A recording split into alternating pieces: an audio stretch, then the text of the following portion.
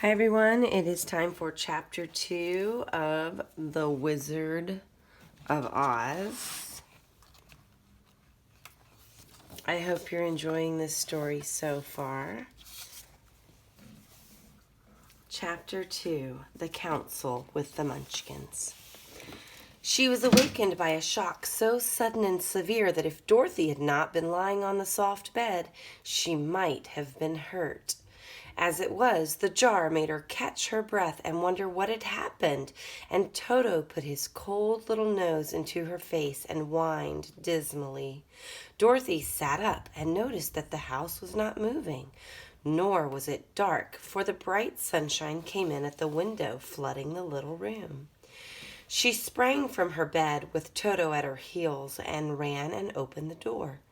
The little girl gave a cry of amazement and looked about her, her eyes growing bigger and bigger at the wonderful sights she saw. The cyclone had set the house down very gently for a cyclone in the midst of a country of marvelous beauty. There were lovely green patches of green sward all about, with stately trees bearing rich and luscious fruits. Banks of gorgeous flowers were on every hand, and birds with rare and brilliant plumage sang and fluttered in the trees and the bushes. A little way off was a small brook, rushing and sparkling along between green banks, and murmuring in a voice very grateful to a little girl who had lived so long on the dry, gray prairies. While she stood looking eagerly at the strange and beautiful sights, she noticed coming toward her a group of the queerest people she had ever seen. They were not as big as the grown folk she had always been used to, but neither were they very small. In fact, they seemed about as tall as Dorothy, who was a well-grown child for her age, although they were, so far as looks go, many years older.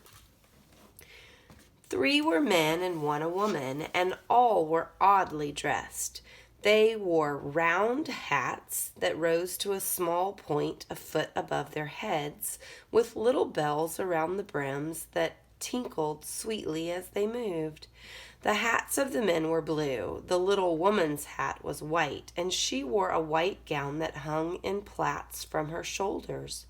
Over it were sprinkled little stars that glistened in the sun like diamonds.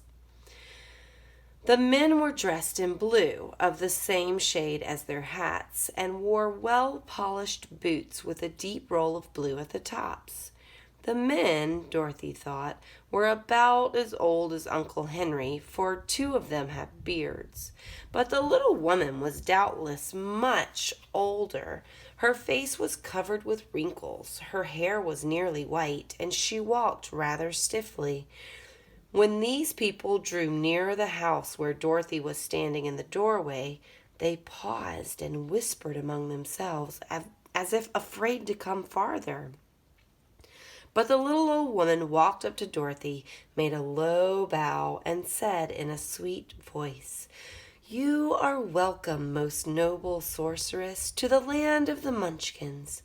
We are so grateful to you for having killed the wicked witch of the East and for setting our people free from bondage."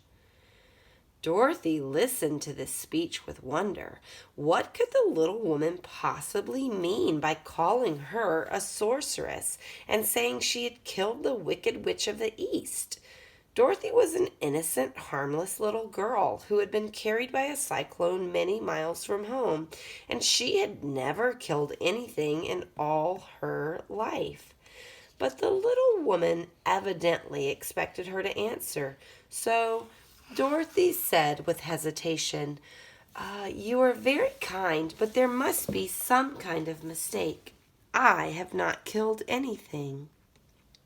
"Your house did anyway," replied the little old woman with a laugh, "and that is the same thing. See?" she continued, pointing to the corner of the house. "There are her 2 shoes, still sticking out from under a block of wood." Dorothy looked and gave a little cry of fright. There, indeed, just under the corner of the great beam of the house that the house rested on, 2 feet were sticking out, shod in silver shoes with pointed toes. "Oh dear, oh dear!" cried Dorothy, clasping her hands together in dismay. "The house must have fallen on her. Whatever shall we do?" "There is nothing to be done," said the woman calmly. "But who was she?" asked Dorothy. "She was the Wicked Witch of the East, as I said," answered the little woman. "She has held all the Munchkins in bondage for many years, making them slave for her night and day. Now they are all set free and are grateful to you for the favor." "Who are the Munchkins?" inquired Dorothy. "They are the people who live in this land of the East where the Wicked Witch ruled." "Are you a Munchkin?" asked Dorothy. "No, but I am their friend, although I live in the land of the North. When they saw the Witch of the East was dead, the Munchkins sent a swift messenger to me, and I came at once. I am the Witch of the North." "Oh, gracious!" cried Dorothy. "Are you a real witch?" "Yes, indeed," answered the little woman. "But I am a good witch, and the people love me. I am not as powerful as the Wicked Witch who ruled here, or I should have set the people free myself." "But I thought all witches were wicked," said the girl, who was half frightened at facing a real witch. "Oh, no, that is a great mistake. There were only 4 witches in all the land of Oz, and 2 of them, those who live in the North and the South, are good witches. I know this is true, for I am one of them myself and cannot be mistaken.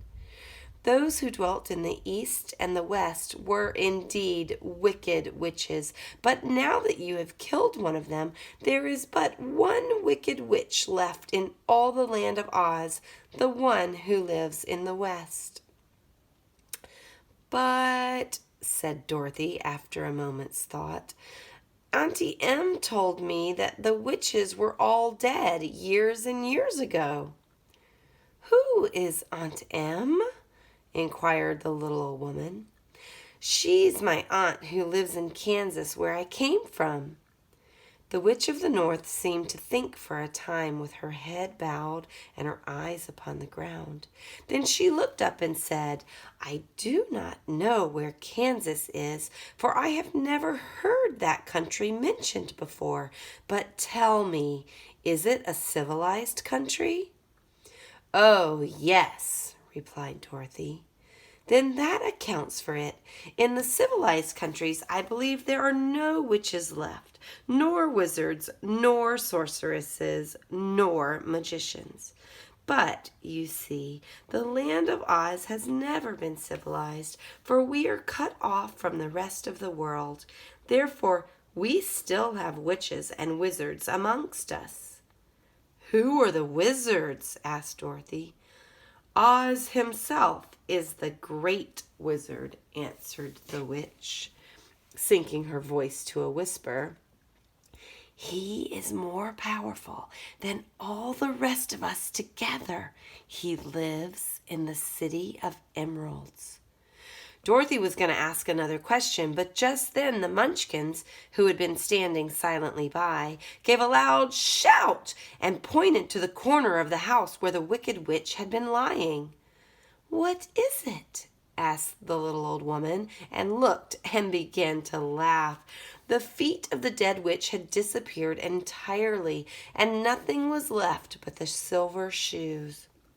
"She was so old," explained the Witch of the North, "that she dried up quickly in the sun. That is the end of her. But the silver shoes are yours, and you shall have them to wear." She reached down and picked up the shoes, and after shaking the dust out of them, handed them to Dorothy. "The Witch of the East was proud of those silver shoes," said one of the Munchkins, "and there is some charm connected with them. But what it is, we never knew."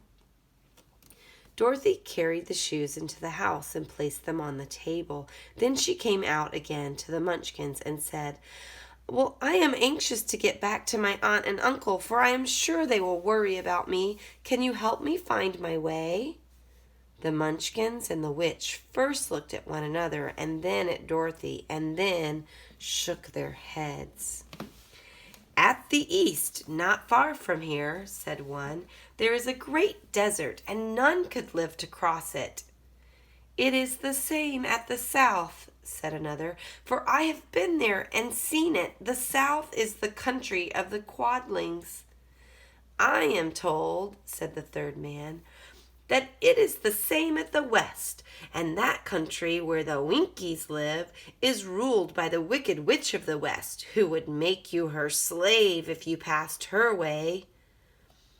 "The north is my home," said the little old lady, "and at its edge is the same great desert that surrounds this land of Oz.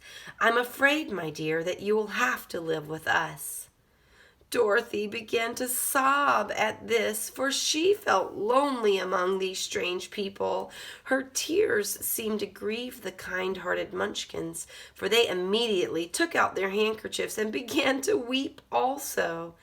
As for the little old woman, she took off her cap and balanced the point on the end of her nose while she counted 1, 2, 3 in a solemn voice. At once the cap changed to a slate on which was written in big white chalk marks, "Let Dorothy go to the City of Emeralds." The little old woman took the slate from her nose and, having read the words on it, asked, "Is your name Dorothy, my dear?" "Yes," answered the child, looking up and drying her tears. "Then you must go to the City of Emeralds. Perhaps Oz will help you." "Where is this city?" asked Dorothy. "It is exactly in the center of the country, and it is ruled by Oz, the great wizard I told you of." "Is he a good man?" inquired the girl anxiously. "He is a good wizard. Whether he is a man or not, I cannot tell, for I have never seen him." "How do I get there?" asked Dorothy. "You must walk. It is a long journey through a country that is sometimes pleasant and sometimes dark and terrible. However, I will use all the magic arts I know of to keep you from harm." "Won't you go with me?" pleaded the girl, who had begun to look upon the little old woman as her only friend. "No, I cannot do that," she replied, "but I will give you my kiss, and no one will dare injure a person who has been kissed by the Witch of the North." She came close to Dorothy and kissed her gently on the forehead. Where her lips touched the girl, they left a round, shining mark, as Dorothy found out soon after. "The road to the City of Emeralds is paved with yellow brick," said the witch, "so you cannot miss it. When you get to Oz, do not be afraid of him, but tell him your story and ask him to help you. Goodbye, my dear." The three Munchkins bowed low to her and wished her a pleasant journey, after which they walked away through the trees.